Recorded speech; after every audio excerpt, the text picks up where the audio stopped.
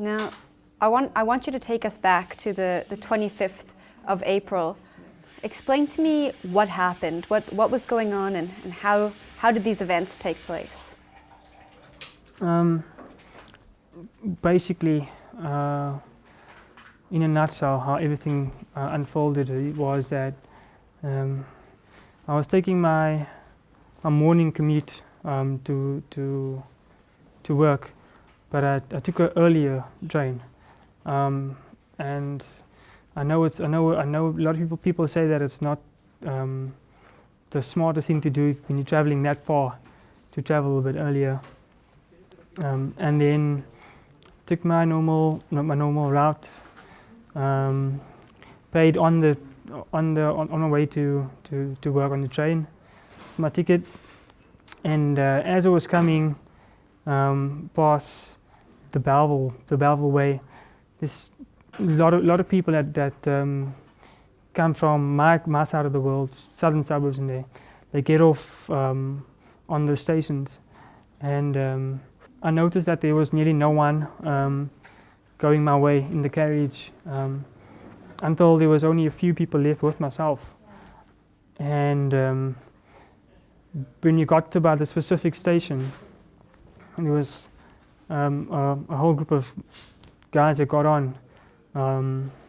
They were dressed pretty darkly, and I was positioned specifically in between them and the other people in the carriage, and one thing led to another.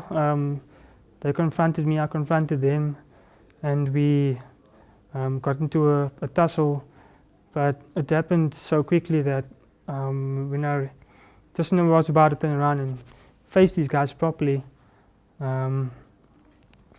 they jumped me and they gave me a pretty hard blow to my head and to my back, and after that I was seeing double. I couldn't really see properly what was in front of me, and one of the guys just decided to just throw me out with the help of the other guys that were there as well. And just as I left the train doors, I blacked out, because the train was the speed was pretty quick. I read that you made a phone call before you blacked out. Do you remember that? No. When I took my iPad and my other valuables, I had my cell phone, but normally I keep my cell phone in my shoe. No one can basically get it, because no one will figure that you'll keep something like that there.